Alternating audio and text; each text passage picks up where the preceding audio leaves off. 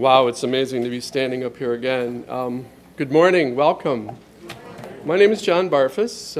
I'm a lifelong member of Fountain Street Church. In fact, my parents were married in this room. And I'm also happy to say that with us this morning is L.V. Myring, also known as Junior Valentine. He was our band at our wedding. I started attending this church when I was 6. That would have been about 1961. So we go way back. So I'm glad that he agreed to be here this morning. Can you please respond with me here in the responsive invocation? Give us the spirit of the child. Give us the child who lives within. The child who trusts. The child who imagines. The child who sings. The child who receives without reservation. The child who gives without judgment. Give us a child's eyes, that we may receive the beauty and freshness of this day like a sunrise. Give us a child's ear, that we may hear the music of mythical times. Give us a child's heart, that we may be filled with wonder and delight. Give us a child's faith, that we may be cured of our cynicism. Give us the spirit of a child who is not afraid to need and who is not afraid to love. I remember a couple things still. Taste. Hey, there we go. All right. So some of the most marvelous experiences in my life happened in this building on many levels. Check. Hey, here we go. So this is a song by a guy named Fred McDowell, who's a Texas singer and blues man, and I have to thank the Rolling Stones for exposing us to this guy. It's called You Got to Move. It's about that thing where, you know, when your number's up, it's up. So as Wayne Dyer would say, do it now. The future is promised to no one.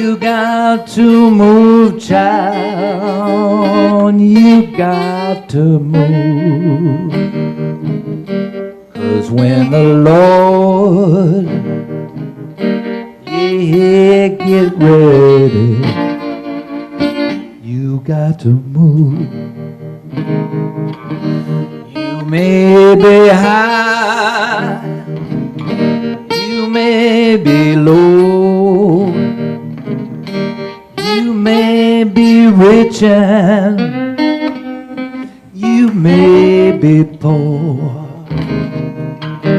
and when the Lord,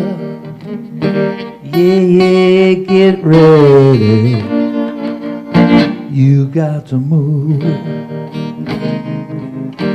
You see that woman who walks the street. You see that policeman on his beat. And when the Lord, get ready, you got to move.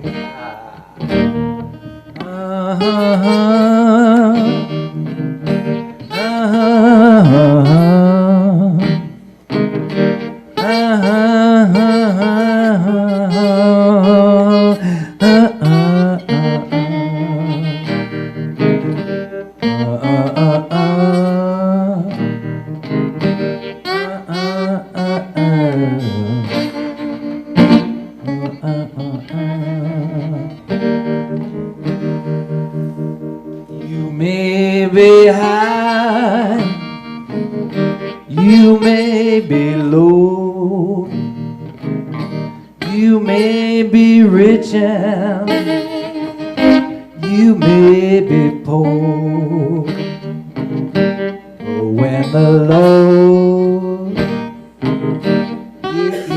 get ready, you got to move.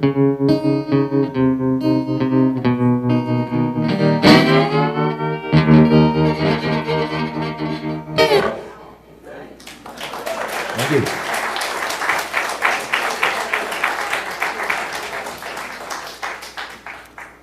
Wow. Maybe it wasn't a great idea.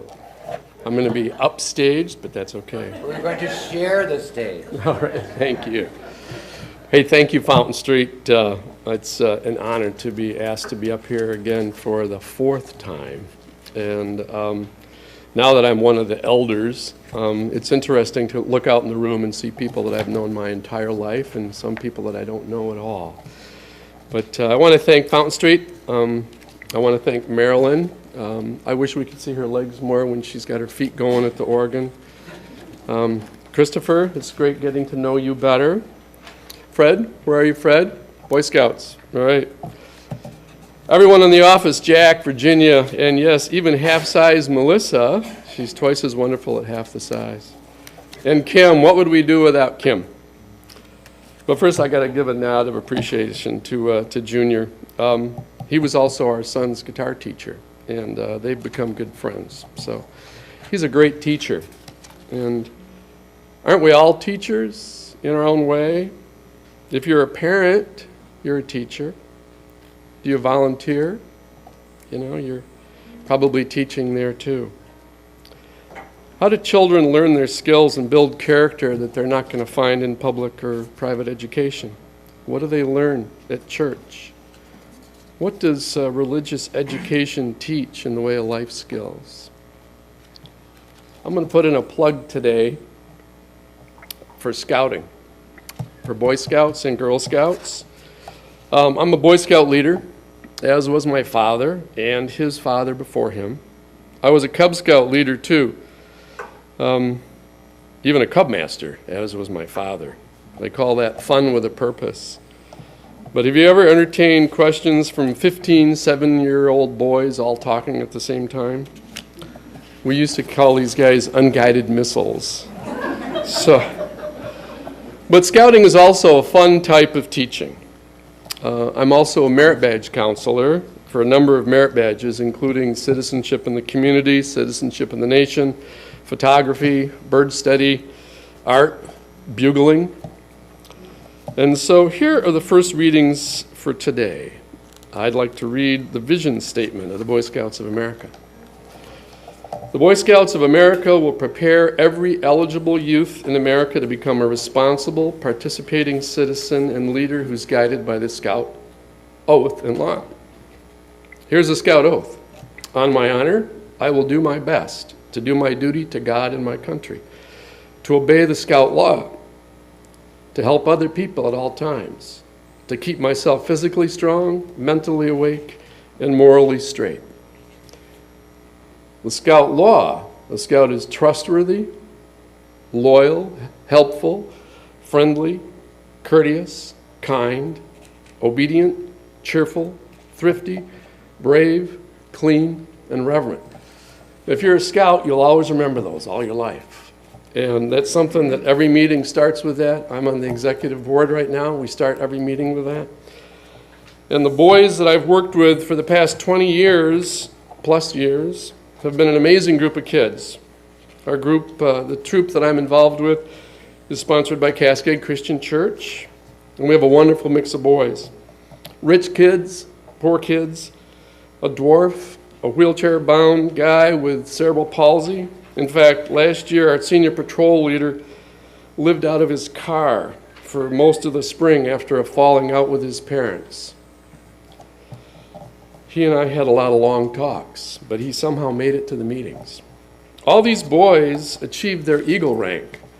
It's no small feat, as less than 5% of boys that start in scouting achieve that highest rank. I only mention this because kids grow in different ways, and one of the enduring benefits of scouting is that while they need to earn 21 merit badges to achieve the Eagle rank, only 11 are required. That means that scouts learn and explore different areas of interest to earn the other 10, and usually quite a few more.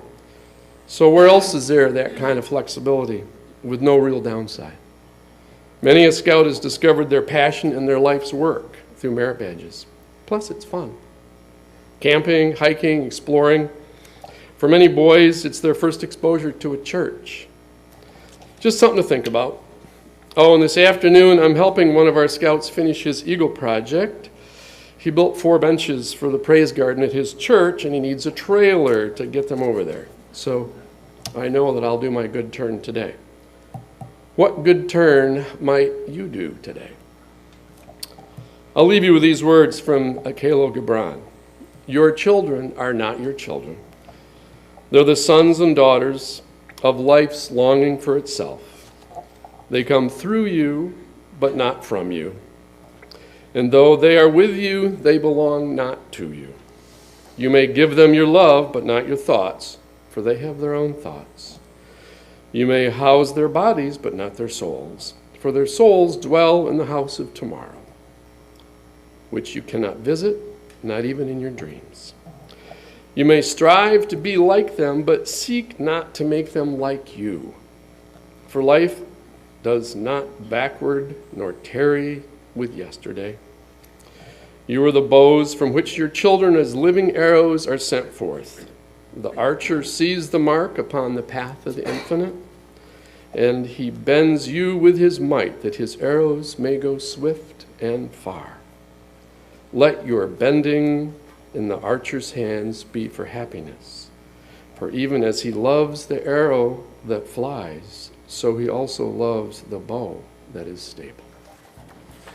So if you were here last week, you may have heard an announcement from Amy from the governing board about some policy changes with the offering. And essentially, we have decided that 50% of the loose, undesignated, there's a million ways to say it, change and things put into the plate will continue to go to social action grants, and the other 50% will go to the church's general budget and operating expenses. I had a lot of people ask me, well, what do you think about that? And truthfully, I kind of shared my opinion last week, and I'll share it again. I think it's a good idea. I think it makes sense that 50% of our plates go to support all of this love and action in the world. You know, if we were going out to lunch more now or doing things with it that were kind of silly, I would understand that would be a little scary. But the reality is everything that goes into that operations budget is about putting our mission and vision out into the world for this community. And so as we do that, I just kind of throw that caveat out there. And so with that spirit, we're going to take the offering now. Okay. I'm going to say a couple more things. You give me just a little more money. I am pleased to be invited to be here, so I'd like to thank John for that. And my experiences with John have always been very positive, and I would call this person an adult. So a fine example of an adult. So I'm glad to be here, John. This is a song, I'm not going to sing this because it's out of my range. Most of you probably know about somebody named Stevie Winwood, a band called Traffic. And then there was one record and one band and one tour when Stevie Winwood and Eric Clapton got together. It was called Blind Faith, 1970. So this is a Stevie Winwood song called I Can't Find My Way Home. So I'm just going to do the instrumental version of it somehow.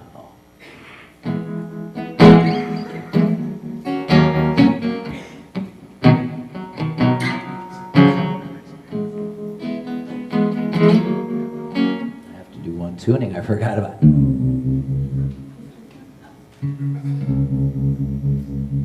I don't play very much anymore. There's a little rust in the pipes. There we go.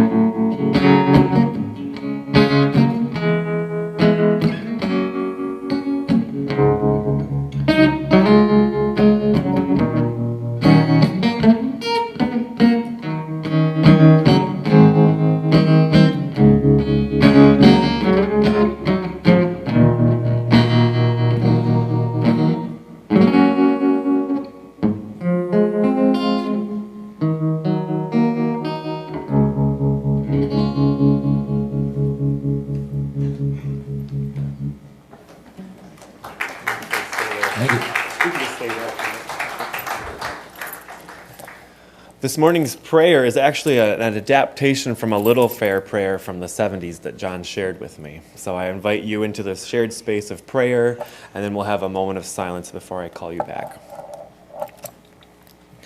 Let it be our prayer that we will keep our minds open to receive new insights, different understandings, different aspects of truth, that we will keep ourselves open to see the needs of others, to share in their problems and the searches and in their discoveries, that we will not be so eager to have our own viewpoint so that we intrude upon others and judge them in any way or try to convince them that they are in error. Let it be our prayer that we will learn how to share with one another so that we together may grow in wisdom and in the quality of our loving relationships.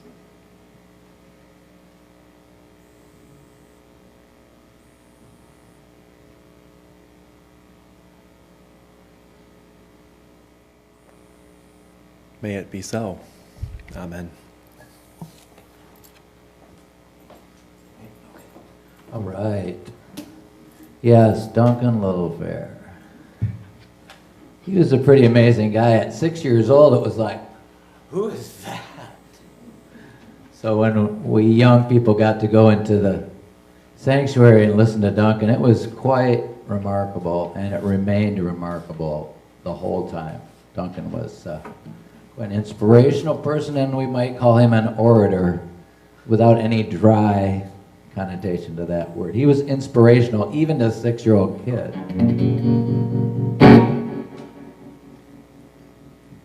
Even though some people in Grand Rapids called him Duncan Littlefaith, but we'll just let them go. So this is a song by Robert Johnson. So even if you're not a blues fan, you might know about Robert Johnson. He was an incredible master and just a very exceptional person, like a Duke Ellington, like a Charlie Parker. Some people just have the extra stuff, and Robert Johnson had that. So once again, I'd like to thank Mick Jagger and Keith Richards for choosing this song to put on their record when a little kid in Greenville, Michigan went, "Who's Robert Johnson?" So we have to thank them again. This is called Love in Vain, from a 1969 record.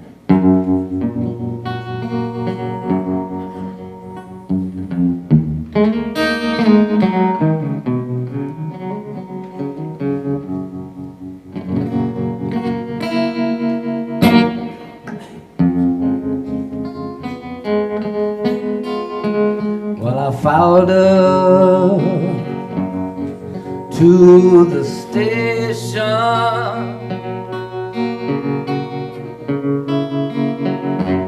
with a suitcase in my hand.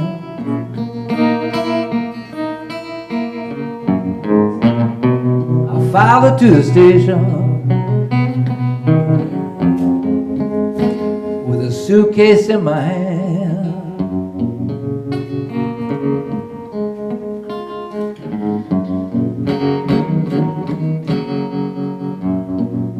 It's hard to tell, it's hard to tell, when all your love's in vain.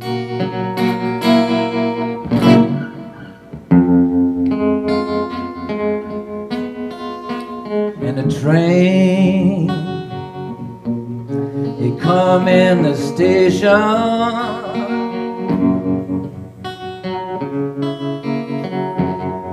Looked her in the eye.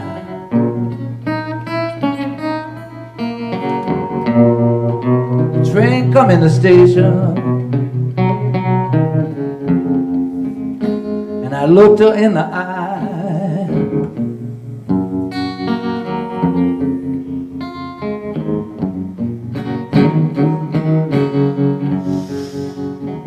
I felt so sad and lonesome, I could not help but cry.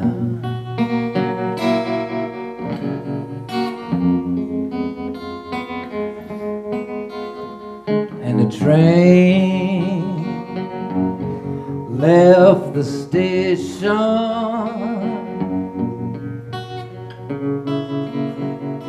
It had two lights on behind. The train had left the station. It had two lights on behind.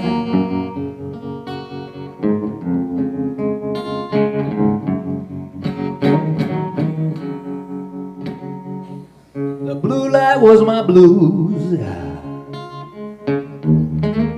and the red light was my mind.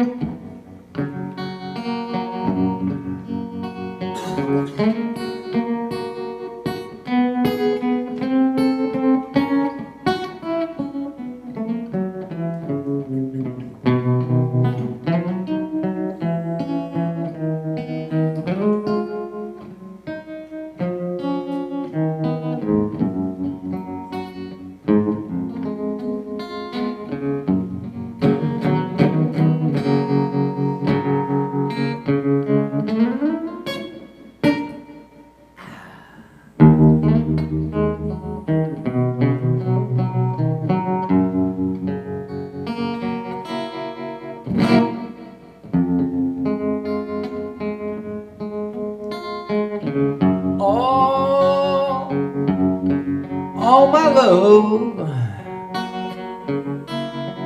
is in vain.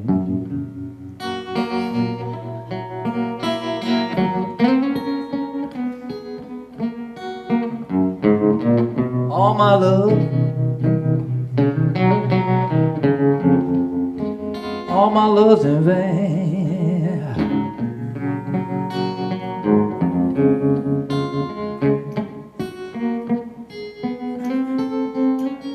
It's hard to tell, it's hard to tell, when all your love's in vain. All my love in vain.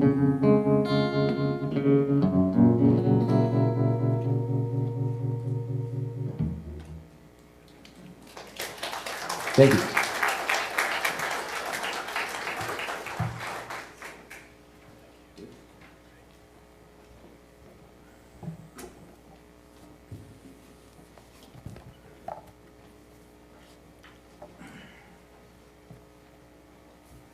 When I was asked by Carol Koistra a couple of months ago to serve once again and speak for this summer series, I only hesitated a little bit before accepting because I wanted to take the opportunity to revisit a sermon I gave in 2003.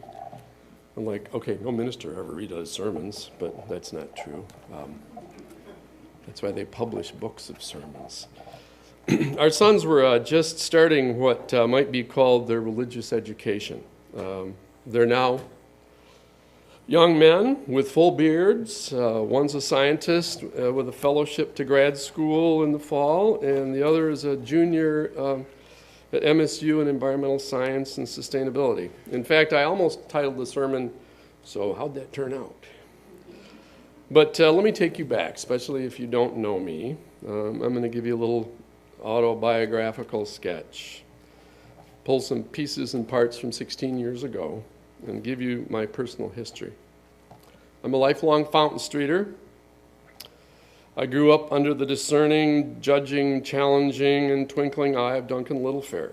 I was born in 1952, just a few years after Duncan came to Fountain Street Church. I was part of that great experiment at Fountain Street they called Character School.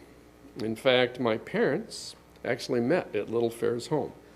My mother, a curious, creative elementary teacher who escaped from Park Church, and my father, a doubting Presbyterian, fresh in town from Ann Arbor with an electrical engineering degree and a new job at Rowe International, the maker of jukeboxes. Betty and John met, and they courted, and they married in this room, and I was the firstborn of 5 children at the Barfuss farm. Yep, a farm. In 1952, when I was 6 months old, my parents bought a dilapidated farmhouse way out in the country by the airport, before the airport was there, on 52nd Street, a dirt road just west of Thornapple River Drive. 80 acres, $100 an acre. The house and barn and chicken coop were all part of the deal. Now, the farmhouse was built with lumber taken from the surrounding woods. Dad used to say that from the looks of it, the wood was all green too, because there wasn't a plumb wall in the house. But it was solid. Ours was a home full of love and mystery, exploring the natural world of our woods, learning the trilling calls of chickadees and killdeer, marveling at the gentle curve of lady slippers precariously clinging to a dirt ravine. The woods were full of wildflowers, and for many years, Mom had a license from the state to sell protected species. And many a Fountain Streeter took wildflower walks in our woods. I'm sure many of you remember that. And they might have marsh marigolds and trillium in their gardens as a result. Dad, as an engineer, liked to fix things by himself, and as the oldest, I was the mechanic's assistant, holding parts that needed to be attached, learning firsthand how things worked. Over time, I picked up quite a few skills, and they've served me well. My most poignant memory of my parents' relationship was perhaps different than many. I never had the forethought to ask whose idea it was, but the result spoke volumes. Together, my parents built a coffee table, one of those low-slung rectangular jobs that sat in front of couches in the 50s. My dad cut a cherry tree they found in the woods and planked it. And he ended up with 2 beautiful 4-foot-long clear cherry planks. My mom dug clay from the banks of the Thornapple River, formed, glazed, and fired 4 mosaic tiles representing each of the seasons. Now, believe it or not, my mom knew Gwen Frostick, and so maybe, just maybe, she was ahead of her time. But the end result, with a natural cherry finish, Thornapple River clay with brown and green accents, was a coffee table that, to me, represented the spirit of their union, just as much as the kids, but in a way that celebrated the spirit of art, giving form and beauty with our hands. So I'm a Fountain Streeter from day one, born here, never known any other church. That's not to say I haven't attended other churches. I was a Boy Scout, and I still am today. And we went to the Methodist Church once a year on Boy Scout Sunday. But as a Fountain Streeter, I grew up in character school, junior choir, learned the religions of the world in character school. In Tower Club, we learned the religions of Christianity and visited all sorts of churches. We were even tested on what we learned by Myrtle Star, competing for the coveted cookie jar. I was in Fountain Club when there were more than 100 high school kids from all over West Michigan, and the club hosted rock concerts at the church. I made some strong friendships. I went away to college. I met and married a girl who was deeply questioning her strict Catholic upbringing. She couldn't take Fountain Street, or any church for that matter. So we went to the Church of the Woods, camping. But we were probably too young, and we grew apart. After we divorced, I returned to Fountain Street and got involved again, helping start the singles group. I served on the art committee, taught Sunday school. I was a Fountain Club adult leader briefly. And along the way, I served 2 terms on the governing board, chaired the communications committee. In the late 80s, I met someone through some longtime Fountain Street friends. A beautiful woman of German and Lebanese descent. Smart in ways I wasn't. She was funny, she was fun to be with, but there were problems. She was Antiochian Orthodox, not Greek, older than that. When the early church split and one group went to Rome, the other to Constantinople, Antiochians are the original Christians. We went around and around on religion, and sometimes the discussions got, shall we say, heated. Like me, she was born into her church, and she had and still has a strong faith. I like to say I married a rare one, an Orthodox gal who's a liberal. Add to it, the church was also a vital part of her cultural heritage. Arabic phrases were thrown around freely in their home, with loving nicknames like Sito for grandma. She has a big, loving, extended family, a home where family came first, a strong core, an expansive center, and one of those families that seems to be gone from many contemporary homes. We were married in 1994 at St. Nick's Church when it was still on Boston in East Grand Rapids. I'll say that those Fountain Streeters who attended our wedding were fascinated by its traditions, amazed by its pageantry, and tired by its length. When the faith includes Father, Son, and Holy Spirit, everything's done 3 times, and so it takes a while. Yet every churchgoer, whether Methodist, Christian Reformed, Catholic, or Fountain Streeter, they could see the ancient church was alive and vibrant through every part of the ceremony. Time passed. In 2003, when I first put together this talk, Evie and I were about to celebrate our 9th anniversary. Next month, 25 years. But at that time in 2003, our sons were 7 and 4. They were, intelligent, challenging little guys. And we talked at one point about finding a church we could both attend, somewhere in the middle. But, there isn't really a middle between Orthodoxy and Fountain Street, at least not a middle where we might find a church that could work for the both of us. So we decided to go to 2 churches, St. Nicholas Antiochian Orthodox Church on East Paris and Fountain Street. Our sons were baptized, full immersion, at St. Nick's, and they were dedicated in the sanctuary at Fountain Street. And every other week, our family attended one church or the other. It wasn't perfect. When you only attend every other week, you don't get fully involved and you miss things. Back in 2003, I mentioned that I taught the story of Abraham in character school, much to the surprise of some of my St. Nick's friends who said, "Do they really teach the Bible at Fountain Street?" And our son Evan already knew the story. That impressed the Fountain Streeters. The boys liked both churches. Practically everything about them was different, but at both places people seek, gather, and worship, and in a spirit of love and community. Over the years, as I've attended St. Nick's, I've been welcomed and I've made many friends. In fact, I sing in the choir with Suzanne Jiha and Marianne of Marianne's Chocolates. And Suzanne Jiha's husband keeps saying, "We're going to make you an Orthodox yet." And I said, "Keep trying."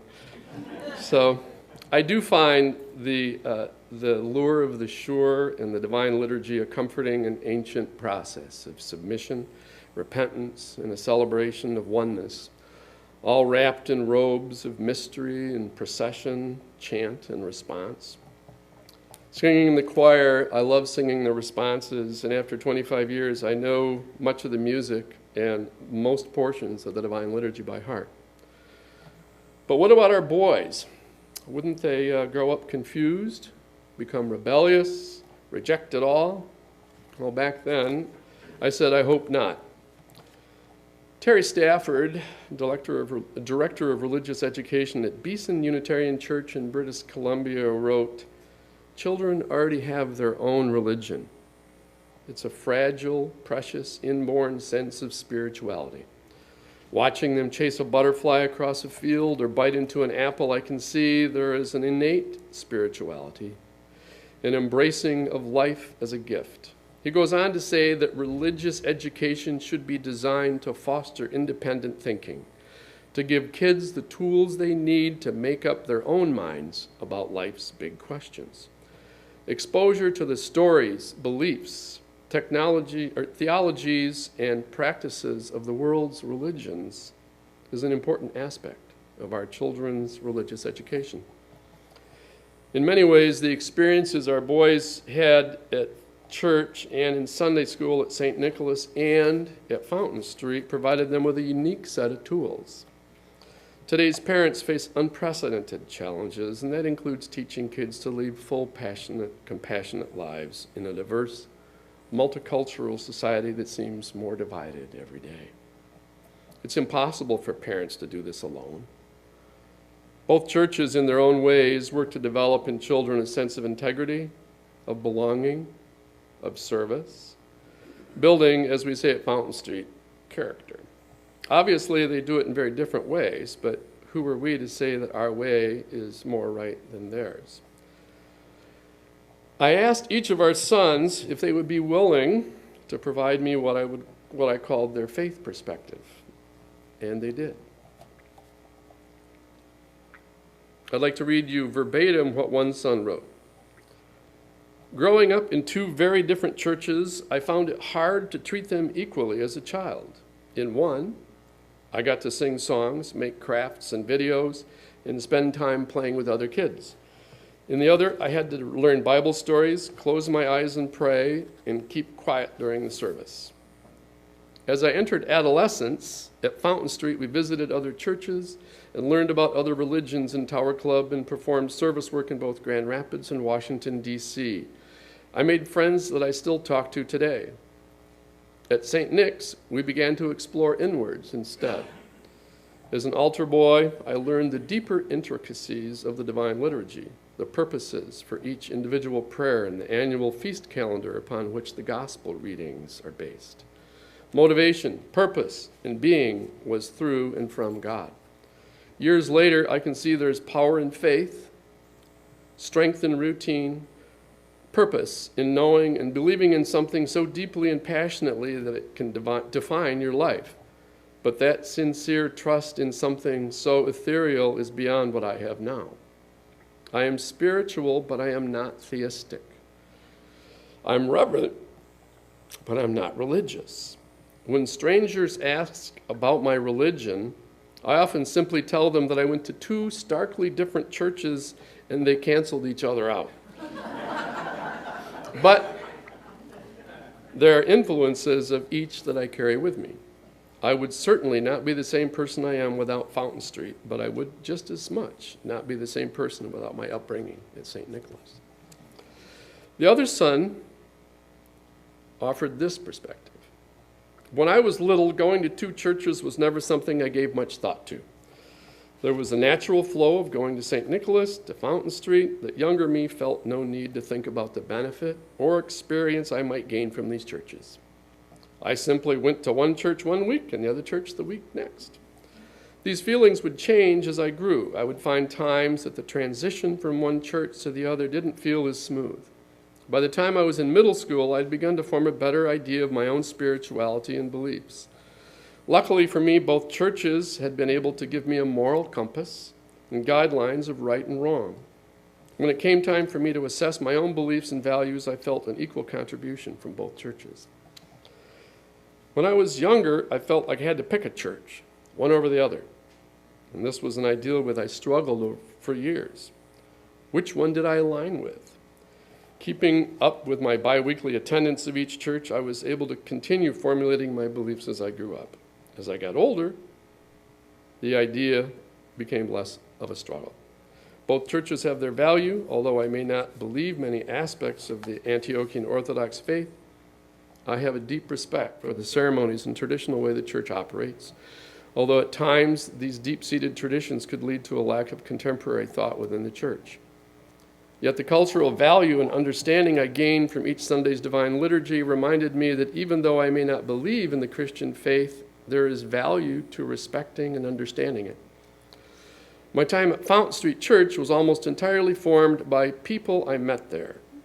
While the teaching of Fountain Street Church is simple, and he says open mind, loving hearts, and welcoming hands, the lessons I learned from the people of Fountain Street were a large part of discovering more about myself.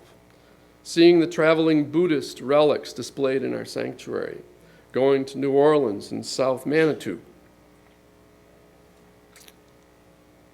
with Fountain Club, and all the hours spent talking and laughing inside the walls of the church were crucial experiences in my upbringing and personal development. During my junior year in high school, the spiritual journey came to a head in my high school world religions class. This class was an insightful and detailed look into the native religions of the globe.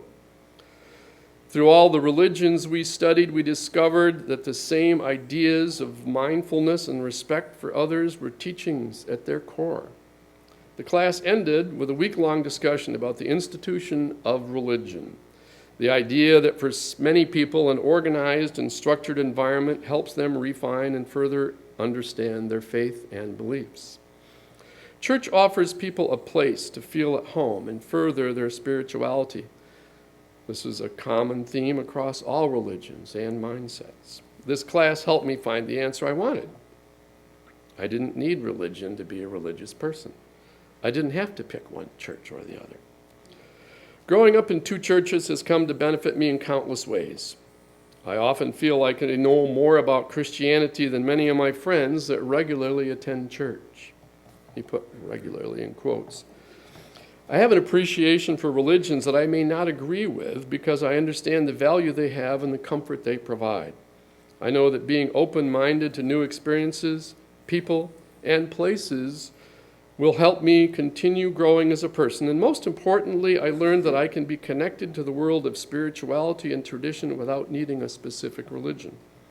In the end, both churches had their value and their place, and I appreciate the perspective I have and look forward to finding a church or similar institution that I can take my family to someday.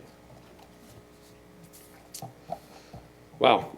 Well, that was interesting to me to read how similar their observations and conclusions were between both guys. And they assured me they had not conferred before sending me their thoughts. One other very important part of both of their high school days was their profound experiences within and appreciation for Fountain Club. For both sons, Fountain Club was an intimate, open, and accepting support group where they made lifelong friends. There's one person I'd like to recognize that both our sons have been positively influenced by, as well as me, Todd Johnson. Todd's been a Fountain Club adult leader for years, along with Patty, but probably you guys don't know that Todd drove me to Fountain Club when I was a freshman. He drove all the way out to our farm. So we go back a few years too. You know, we're proud and honored that both sons spoke from the pulpit in the sanctuary on their respective senior Sundays. Speaking for me, Dad, the one thing I took out of Fountain Street Character School was the understanding that I had been not taught what to think, but I'd been taught how to think. What emerged from my childhood experiences at Fountain Street was a lot of knowledge about religion, Christian religions, world religions, and some strong beliefs, but I didn't emerge with a faith. And that's been the one difference in my life. I grew up comfortable not knowing, anticipating change, and I understood all my life I would grow and change. My learning and experiences would mature me, and what I believed to be true about those unanswerable questions would evolve, and it has. I'm a Fountain Street kid who's grown up a product of character school. I've had many other teachers too, and as the son of a teacher, I feel compelled to share, and I like to think of myself as a person who gives of himself, who teaches, who challenges, who questions, who wonders, and who thanks his ephemeral version of whatever might be called God, and a certain humility for all the gifts so freely received. Many of you are here because you rejected your birth church and its teachings. For you, Fountain Street might be what we would call a found church, and you want to share that with people, and that's good. Share the experience, but recognize that you too will probably change over time. Hopefully you'll be able to look back on your early experiences someday and find value. I love Fountain Street, but I'm not evangelical about it. As a born into Fountain Street person, I sometimes say that I have a healthy sense of ambivalence. Fountain Street is no more perfect a church than any other. It's not the church for everyone. It is a church for you to explore, though. And if you belong here, you feel it and you know. So every other week, I stand in the choir at St. Nicholas and sing, "Jesus, remember me when you come into your kingdom." And I watch thoughtful, intelligent people reach back to the dawn of Christianity and find their place, find inner peace, tranquility, humility. The Divine Liturgy is a fascinating ceremony, chanted alternately in English and Arabic, with choral responses and an ancient doctrine of entrances, creed, Lord's Prayer, communion that harkens back to the early days of the church. The Christian religion was fresh, and sacrifice, humility, and submission to a divine power were embraced, respected, and explored. With its icons in Middle Eastern filigree, the Antiochian Orthodox Church is about as basic a Christian church as you'll ever attend.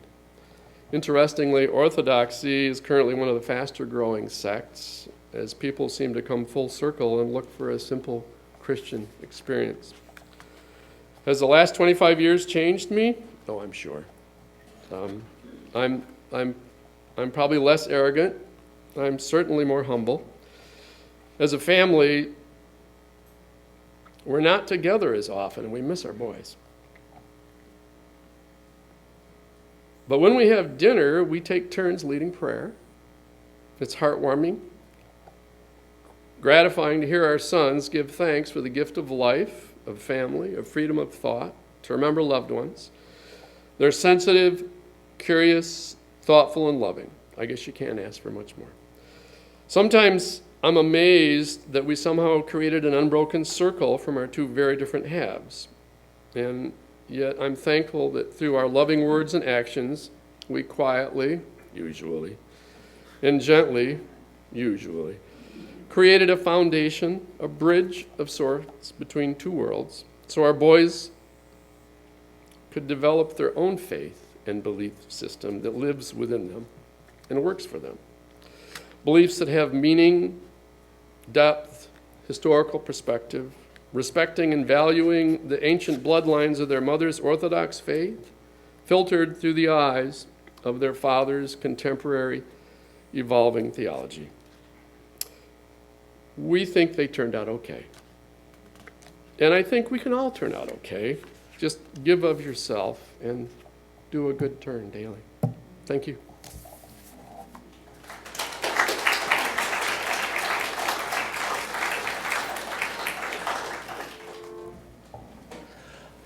Today's benediction comes from the words of Ann Landers.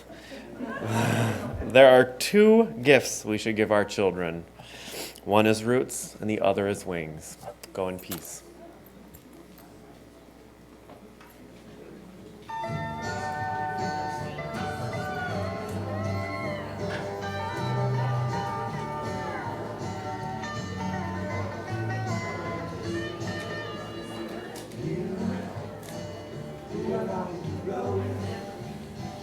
Must have a code that you can live by, and so become yourself, because the past is just a goodbye.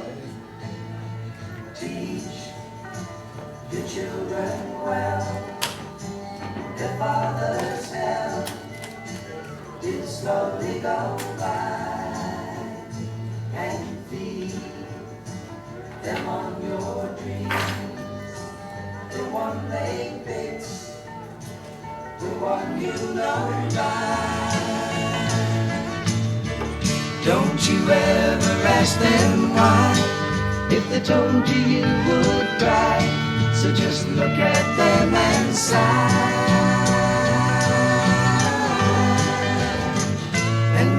They love you.